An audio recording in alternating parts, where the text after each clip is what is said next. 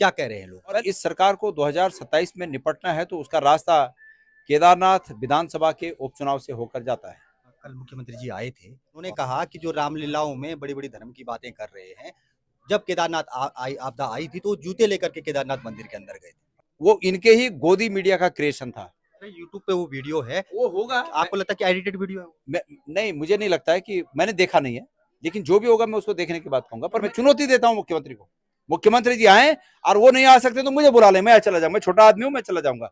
जिस मंच पर भी वो केदारनाथ में आना चाहे आए, और वो भी पत्रकारों के सवाल का जवाब दें, मैं भी देने को तैयार हूं। मुख्यमंत्री ने कल जो है बाबा केदार की सौगंध खाई है लोगों के सामने कि उन्होंने कोई भी ऐसा काम नहीं किया जो कि कांग्रेस जिस तरह से आरोप लगा रही है। वो ये बोले कि सोना पीतल कैसे हो गया, वो ये बोले कि उस व्यक्ति को दंडित क्यों नहीं किया गया जिसने ये काम किया, अगर किसी व्यक्ति ने किया। वो ये बोले कि उसमें इस पूरे प्रकरण में उनकी सरकार सम्मिलित है या नहीं है, बोले ना वो इस बात को। कहा कि कांग्रेस को भी बोलना चाहिए कि मुख्यमंत्री जब हरीश रावत थे और बद्रीनाथ का मंदिर जो है धामी जी पर प्रश्न इसलिए खड़ा है कि वो मुख्य अतिथि के रूप में वहां गए और उन्होंने अपने मुंह से ये बोला कि ये केदारनाथ धाम यहाँ भी बन रहा है, लोग यहाँ आकर पुण्य के भागी बने। ये आरोप है उन पर। जो मिठाइयां कांग्रेस बनाने की कोशिश कर रही है उसको भाजपा ही बंटवाएंगे। बीजेपी वाले बनाए, कोई बात नहीं, मिठाई बनाए, और केदारनाथ की जनता बंटवाने का काम अपने आप करती है, चाहे बीजेपी वालों से कराए चाहे कांग्रेस वालों से कराए। नमस्कार दोस्तों, पहाड़ी खबरनामा पर एक बार फिर आप लोगों का स्वागत है। केदारनाथ उपचुनाव चल रहा है और कांग्रेस का जो चुनाव प्रचार है वो भी तेज हो चुका है। हमारे साथ पीसीसी के पूर्व चीफ और कांग्रेस के नेता गणेश गोदियाल जी हैं। सर, स्वागत है आपका। पानी जी धन्यवाद, आपको भी और आपके दर्शकों को नमस्कार। सर, चुनाव क्योंकि कई दिन हो चुके हैं और अब केवल 5 से 6 दिन बचे हुए हैं प्रचार के, किस मोड़ पे है? चुनाव में धीरे धीरे जिस प्रकार से अपेक्षित था वो तेजी आ रही है, वो तेजी नजर आ रही है, और सभी पार्टियां और सभी प्रत्याशी अपने अपने लिए ताकत लगाते हैं, तो निश्चित रूप में चुनाव धीरे धीरे धीरे आगे बढ़ता है। वैसे उपचुनाव में बहुत ज्यादा उत्साह नहीं देखा जाता, लेकिन इस जिस जिस प्रकार से बद्रीनाथ में मैंने लोगों में उत्साह देखा था, उसी प्रकार का उत्साह मैं यहाँ भी लोगों में देख रहा हूँ। और निश्चित रूप में मेरा विश्वास है कि ये उत्साह कांग्रेस के लिए शुभ है, कांग्रेस के पक्ष में है। क्या है सर मुद्दे जो कांग्रेस उठा रही है? आप आज जगह जगह नुक्कड़ सभाएं कर रहे हैं, जनसभा कर रहे हैं, क्या कह रहे हैं लोग? मैं लोगों को ये संदेश देने की कोशिश कर रहा हूँ कि ये सरकार उत्तराखंड की हितैषी नहीं है। इस सरकार को जाना है, और इस सरकार को 2027 में निपटना है तो उसका रास्ता केदारनाथ विधानसभा के उपचुनाव से होकर जाता है। तो लोगों को मैं ये निवेदन के साथ लोगों के पास पहुंच रहा हूं, और मेरा ये मानना है कि निश्चित रूप में लोग इस बात को तर्कों के साथ, जो तर्क हम दे रहे हैं कि किस प्रकार ये सरकार हमारे हित के विपरीत है। केदारनाथ में जिस प्रकार से एक बड़ा कांड हुआ, सोना गायब हुआ, और उस सोना जिसको सोना कहा जा रहा था वो अंततोगत्वा पीतल निकला। जिस प्रकार से मुख्यमंत्री जी ने पूरे केदारनाथ धाम को ही दिल्ली में स्थापित करने की बात की, और जिस प्रकार से यात्रा में बड़ा बड़ा यात्रा को जो है छेड़ा गया कि एक कंपनी लाई गई गुजरात से, उस कंपनी को वहां पर ये अथॉरिटी दी गई कि वो पास जारी करेंगे। उन्होंने जानबूझकर लंबी 2-2 किलोमीटर की लाइनें लगने के बाद भी लोगों को पास जारी नहीं किए, लोगों को वापस जाना पड़ा, यात्रा तितर बितर हुई।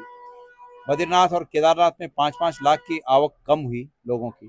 तो ये सब मुद्दे हैं जो लोगों को हम समझा रहे हैं कि ये सरकार इसलिए हमारी हितैषी नहीं है कि सामने तर्क है, सामने प्रमाण है, और अंतोगत्वा निश्चित रूप में मेरा मानना है कि सरकार इस बात को मानेगी। कल मुख्यमंत्री जी आए थे और दलित स्वाभिमान सम्मेलन जो है आयोजित हुआ, उसमें सीधा सीधा उन्होंने बिना नाम निकाले हुए आप पर हमला बोला। उन्होंने कहा कि जो रामलीलाओं में बड़ी बड़ी धर्म की बातें कर रहे हैं, जब केदारनाथ आपदा आई थी तो जूते लेकर के केदारनाथ मंदिर के अंदर गए थे। भाई मेरी बात सुनो, मैं तो आपदा में राहत कार्यों में जूता लेके गया होगा, लेकिन उनके नेता तो पूजा में जूते पहन के अंदर गए, और परिक्रमा जूतों में की उन्होंने। गणेश गोदियाल जैसे व्यक्ति को किसी को ये समझाने की आवश्यकता नहीं है कि कहाँ कैसे जाना चाहिए। गणेश गोदियाल आपदा में, राहत कार्य में, डेड बॉडीज को बाहर निकालने में सहयोग कर रहा था। आपदा में वहां जो सफाई करनी चाहिए उसमें सहयोग कर रहा था, और मैं अकेला नहीं था, मेरे साथ एसडीआरएफ, एनडीआरएफ और स्थानीय लोग, तमाम लोग थे।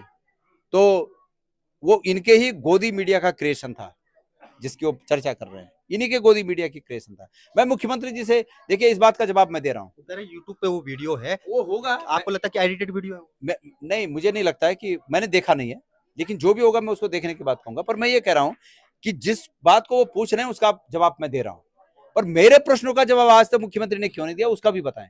वो क्यों नहीं बता रहे हैं कि सोना पीतल कैसे हुआ, और अगर हुआ तो दंड क्यों नहीं दिया जिसने किया, ये बात बता दें। वो ये बात बता दें, वो ये बात बता दें कि वो इस बात को बताएं कि दिल्ली में जो केदारनाथ धाम स्थापित करने में वो मुख्य अतिथि गए थे, केदार शिला किस हैसियत से वो ले गए? केदार शिला क्या उनकी संपत्ति थी कि वो यहां से केदार शिला ले गए? इस बात को बता दें। वो इस बात को बता दें कि उन्होंने किस इंटरेस्ट में गुजरात की एक कंपनी को ऋषिकेश में अपॉइंट किया, जिसने हमारी यात्रा नहीं होने दी। 5 लाख लोग यमुनोत्री में, 5 लाख लोग गंगोत्री में, 5 लाख लोग केदार में और 5 लाख लोग बद्री में कम आए। इसका जवाब दे कौन है? इससे हुए नुकसान की भरपाई सरकार कब करेगी? इस पर जवाब दे, इस पर आए, इस पर बोले। फजूल की बातों को 2013 की आपदा में जिन व्यक्ति के कारण इतने लोगों के ज्यादा मौतें हुई, उस व्यक्ति को तो उन्होंने अपने साथ सम्मिलित कर लिया। अगर गणेश गोदियाल भी इनके साथ सम्मिलित हो जाए तो गणेश गोदियाल का सब पाप धुल जाएगा, तब मैं वॉशिंग मशीन में जाके पवित्र बन जाऊंगा। है मतलब जितने लोग गए पाप करके सबको पवित्र कर दिया। और जो कांग्रेस में है उसका ये दोष वो दोष। मुख्यमंत्री जी आए एक मंच पर, मैं चुनौती देता हूं मुख्यमंत्री को, मुख्यमंत्री जी आए और वो नहीं आ सकते तो मुझे बुला ले, मैं चला जाऊंगा, मैं छोटा आदमी हूं, मैं चला जाऊंगा। जिस मंच पर भी वो केदारनाथ में आना चाहे आए, और वो भी पत्रकारों के सवाल का जवाब देने, मैं भी देने को तैयार हूं। मैंने आज गंगा जल लेकर त्रिवेणी पर, रुद्रप्रयाग में मंदाकिनी और अलकनंदा के संगम पर खड़ा होकर गंगा जल लेकर जो कहा वो सत्य है। और मुख्यमंत्री जी भी आकर जो आरोप लगा रहे हैं और जो मैं प्रश्न है उनके जवाब वो गंगा जल लेकर हाथ में दें, तब हम मानेंगे कि हाँ मुख्यमंत्री जी सत्य बोल रहे हैं। मुख्यमंत्री ने कल जो है बाबा केदार की सौगंध खाई है लोगों के सामने कि उन्होंने कोई भी ऐसा काम नहीं किया जो कि कांग्रेस जिस तरह से आरोप लगा रही है। कोई काम नहीं किया, कामों की बात करें ना वो, कि उन्होंने दिल्ली में केदारनाथ धाम स्थापित करने के लिए मुख्य अतिथि के रूप में वहां मुख्यमंत्री के रूप में गए कि नहीं गए? उन्होंने अपने मुंह से ये बात बोली कि नहीं केदार शिला लाकर इसका जो है हमने शिलान्यास किया, बोला कि नहीं बोला? उन्होंने ये बोला कि नहीं बोला? यूट्यूब पे वो भी तो होगा भाई, निकालो, वो भी तो होगा जिसमें उन्होंने कहा कि जो लोग केदारनाथ नहीं जा पाएंगे वो यहीं दर्शन कर सकते हैं। ये बोला कि नहीं बोला? वो ये बोले कि 5 लाख लोग कम क्यों आ गए, इसका जवाब दें। वो ये बोले कि सोना पीतल कैसे हो गया। वो ये बोले कि उस व्यक्ति को दंडित क्यों नहीं किया गया जिसने एक काम किया, अगर किसी व्यक्ति ने किया। वो ये बोले कि उसमें इस पूरे प्रकरण में उनकी सरकार सम्मिलित है या नहीं है। बोले ना वो इस बात को, वो इस बात को बोले कि भाई हमारे पास हमारे विधायकों ने शिकायत की थी कि उत्तराखंड में नौकरियों को बेचने का कारोबार मंत्री कर रहा है। बोले ना, इस पर जवाब देना। उन्होंने कहा कि कांग्रेस को भी बोलना चाहिए कि मुख्यमंत्री जब हरीश रावत थे और बद्रीनाथ का मंदिर जो है बंबई में बना, ये बात ये भाई उत्तराखंड के मुख्यमंत्री अगर उत्तराखंड में है, धामी जी पर प्रश्न इसलिए खड़ा है कि वो मुख्य अतिथि के रूप में वहां गए और उन्होंने अपने मुंह से ये बोला कि ये केदारनाथ धाम यहां भी बन रहा है, लोग यहां आकर पुण्य के भागी बने। ये आरोप है उन पर। अगर उनको लगता है कि हरीश रावत जी वहां किसी मंदिर के शिलान्यास में गए, इस प्रकार का काम उन्होंने किया, तो उस वीडियो को सामने लाए। वो तो सरकार में है, मुख्यमंत्री हैं, और नहीं है उनके पास वीडियो, तो इस कथन को कि भाई हरीश रावत जी का रोल वहां बद्रीनाथ मंदिर स्थापित करने में था, उनका रोल था मुख्यमंत्री के रूप में, गंगा जल लेकर कहें त्रिवेणी पे, जैसे मैंने कहा कहें। अरे गणेश गोदियाल तो 10 बार बोल चुका कि भाई हमने तो वहां हम कभी गए नहीं, हमने देखा ही नहीं।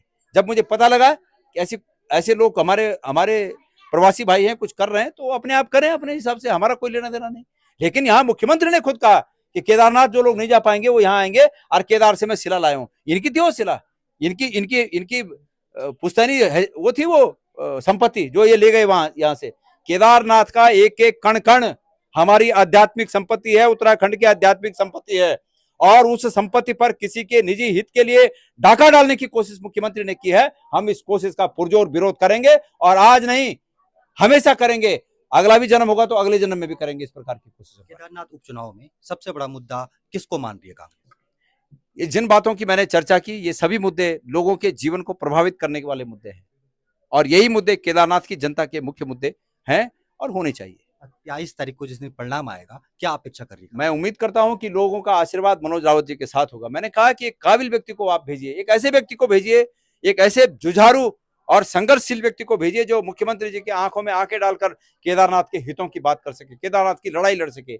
एक ऐसा मजबूत, आप कोर्ट में देखते होंगे ना, वकील क्यों बोलते हैं लोग कि भाई हमने केस लड़ना है तो एक मजबूत वकील करो, क्यों बोलते हैं लोग? इसलिए बोलते हैं कि जज के सामने तर्कों के साथ बात करनी पड़ती है।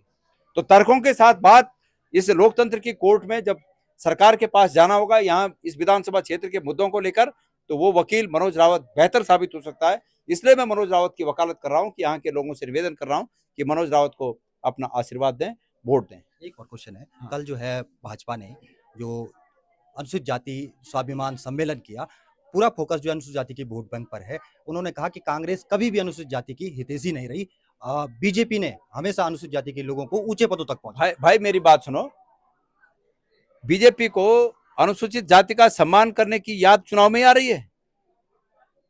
मतलब ये केदारनाथ का चुनाव है और तब यहाँ के अनुसूचित जाति के भाइयों का सम्मान करना है, ये अभी याद आई उनको। इससे पहले 40,000 पद बैकलॉग है अभी अनुसूचित जाति के पदों का जो भरा जाना है, वो 40,000 पद हैं ऐसे। उन पदों को भरे ना धामी जी, और केदारनाथ के अनुसूचित भाई के लोगों को उसमें सम्मान देना, क्यों? ये नहीं होना चाहिए। अभी मैंने भाषण में कहा, एक अनुसूचित जाति के वीडियो उखीमठ ब्लॉक में उनको इसलिए दंडित किया गया कि तुमने हमारी सभा में भीड़ नहीं की, और उनको वीडियो से एडियो मतलब नीचे क्या होता है, डिमोशन कर दिया। ये सम्मान है? और खाली चुनाव में एक दिन गाड़ियां करके जगह जगह से आदमी बुला के हम तुम्हारा सम्मान कर रहे हैं। लोग जानते हैं इस बात को। अनुसूचित जाति के हमारे तमाम भाई बाबा साहेब आम्बेडकर की उस बात को हमेशा अपने मन में संजोए रखे हैं, जिसमें बाबा साहेब आम्बेडकर ने कहा था, संगठित रहिए, शिक्षित बनिए, संघर्ष करिए। मुख्यमंत्री जी काल्पनिक सुख एक दिन का दिखाने के लिए सम्मान कर रहे हैं, लेकिन इस काल्पनिक सुख की आड़ में आपका वो वास्तविक सुख पाने की जो लालसा है, उसके लिए जो जद्दोजहद है, उसके लिए आपको रोकने का काम कर रहे हैं। ये बाबा साहेब आम्बेडकर जी ने उन्हें समझाया है और इस बात को अच्छी तरह समझते हैं। एक चीज और है, भाजपा के नेता कह रहे हैं कि 15,000 तक की लीड जो है वो लेने वाली है और 23 तारीख को उसका पता लग जाएगा, और जो मिठाइयां कांग्रेस बनाने की कोशिश कर रही है उसको भाजपा ही बंटवाएंगे। भाई मेरी बात सुनिए, हमारे पास तो इतना रुपया है नहीं कि हम मिठाई बनाएं पहले से। ये मिठाई भी बीजेपी वाले बना रहे होंगे। अब यहाँ की जनता है कि ये जनता पर निर्भर करता है कि जो मिठाई बना रही है भाजपा, उसको बांटते कौन है, कांग्रेस वाले बांटते हैं या बीजेपी वाले बांटते हैं, ये अब 23 तारीख को पता चलेगा। ये यहाँ की जनता पर निर्भर करता है। बाकी हमारे पास तो ऐसा है नहीं। हमारे पास तो हम सुबह खा के जाते हैं, जहां से चलते हैं। अपने कार्यकर्ताओं को भी बोल देते हैं कि जहां से चल रहे हो अपने घरों से सुबह खा के चलो, और जहां रात को पहुंचोगे वहां वही खाना खाना है। हमारे पास तो इतना भी व्यवस्था नहीं होती कि हम दिन में खाना खाएं। ये अभी लोग आए हैं, हमारे पास भी होता तो हम भी खिलाते इनको खाना, लेकिन हमारे पास नहीं है खुद ही। तो जो आदमी खाना खाने के लिए महंगा हो, वो मिठाई कहाँ से? पर बीजेपी वाले बनाएं, कोई बात नहीं, मिठाई बनाएं।